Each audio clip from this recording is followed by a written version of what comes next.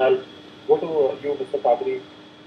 IMT has been your firm, very well respected, has been responsible for thought leadership and infrastructure and development in and around Mumbai. Could you highlight the core focus, challenges, and solutions for the future? With special mention of Mumbai, Mumbai is the face, kind of the face of our country, when we talk about it. So what do you think lies in future for a city like Mumbai? Um, Kujo, thanks a lot, and thanks for Realty Plus for inviting us to be in this panel. I'd just like to address one or two points that other members have brought up first. Anubhav, spoke about parks and green spaces, and Professor Shah spoke about reducing pollution. And you asked the question about, what is the government's role? Because it's really cities are created by the development control rules. Um, they play the maximum part in anything else. What the developer can do a fantastic job within a piece of land, but ultimately it's individual plots. So in India or in Mumbai, um, we have less than 2 square meters of open space per person, whereas the standards say we should have 10. Where are we going to get this space from? Um, what's happened in our planning principles, if you see, there is a tremendous wastage of space.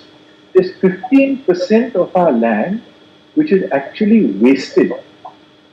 If you compare development of any Indian city to any Western city, we have open spaces all around the building, which is not the case anywhere else in the world, right? And that takes up 15% of that space. Now, if that space comes into the public realm, you really solve the problem completely. So not only the solutions are available, and in fact, in the development control rules that Mumbai had proposed before the fiasco of all the mistakes and all these points was addressed, and then it was removed. So this is a very crucial thing.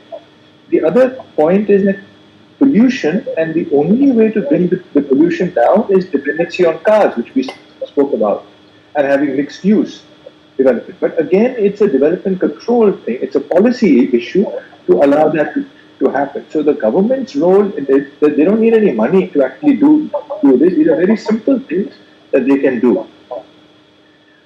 If you look at our urban structure, and speaking about urbanization, which is happening already, more than 50% of the population of the city lives in slums. Right?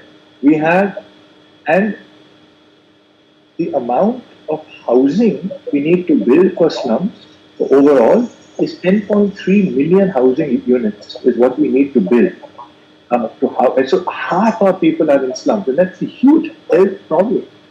Half our people are in unhealthy spaces, and when things like COVID pandemic happen, it hits them much more than anybody else, and the spread can happen much more. So if we don't deal with half the population, right? If you don't address that issue, you can't address anything else, because everything else would be kind of meaningless if you're not dealing with half the population. So, but we have only one tool in Mumbai to deal with slum rehab, which is SRA. And with SRA, in the last 23 years, they have built only 0.2 million homes, whereas we need 10.3 million homes. So it's going to take us more than 200 years to actually solve the problem with the solution we have in hand. So obviously, we need other solutions. Also, what happens with SRA is that it really doesn't solve the problem, because this whole thing of free housing, they get free space, but they actually hand over their health of their family for life. Because already the density of the slum, see, health, you can equate it to density in a sense, how much space. So already a slum is 2 lakh people per square kilometer. 2 lakh people per square kilometer. Average Mumbai plot is 1 lakh. They are 2 lakh already. When you do an SRA, the people living in the slum are further squeeze into about 30% of the land. So their density is now going up 3 times more. So it's going to 6 lakhs. There's no way you can solve the problem of health and ventilation and light by these densities. So it's a fundamentally flawed program which we are following for 23 years. And this is the core of the problem we need to solve. Also, the amount of sales that would need to happen to redevelop all these slums, Mumbai can't absorb it. So if you're saying you need to build free homes, build homes for sale and then out people free, you need to build so many homes, we can't absorb those. 45,000 homes are sold every year. You need to sell 5 lakh homes, 10 lakh homes every year to support, which is unsustainable. So this whole model is flawed, will never work unless we solve that mathematically. And that needs to happen with a very different PPP kind of model.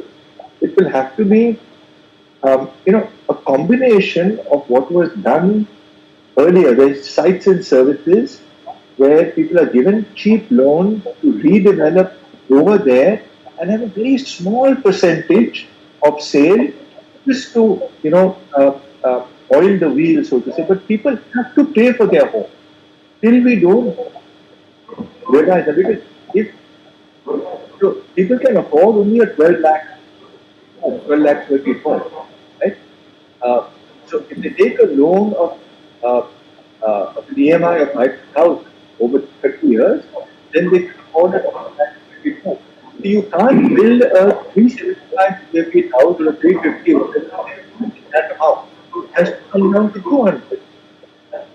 So they are occupying 100 square feet now without a toilet, without water supply. What they can afford is 200 square feet house with water supply, with toilet, with good ventilation. That's what we need to aim for. That will create more sustainable models rather than free idea which fundamental change that we have in our mindset of our planners. I think it has applied all over the country. Thanks. Thank you so much, Mr. Kadri. I think that was some very, very hard-hitting data and numbers, very compelling reasons that you shared.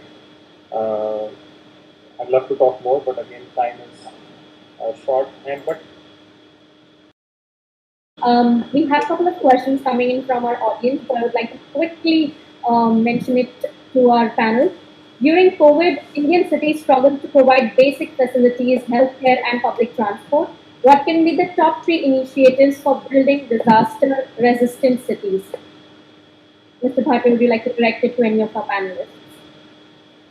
Yeah, I mean, maybe, I don't know, Jayant or Mr. Kadri or Mr. Vata, anybody, I mean, it's open, So basically, what Jayant spoke about, comparing Japan with New York. Firstly, I disagreed with him. It's nothing to do with the urban planning.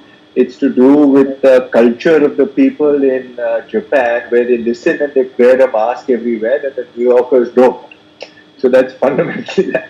But I think if the other thing you spoke about is smaller cities with 15-minute walk where things are contained within, and they're mixed use. So the more we can do that, where it's walk to work, walk to school, walk to everywhere, where we don't invest as much in cars, but in footpaths which are wide enough with lovely trees and birds, and we can just walk to places. We won't need to be in contained spaces, even like metros, etc., and commute long distances. So even in a large city, you can have neighborhoods and refashion them slowly to become mixed use. So that mixed use is really what will contain people in an area rather than having them move from place to place too much. The other cultural thing for us is, Indians, is we need servants. We can't survive without people coming into work for us, to cook for us. So actually creating enough space within the community for these people so that they have safe spaces to live, clean, safe spaces to live, the people who serve us. I think these are the two main things we would need to do.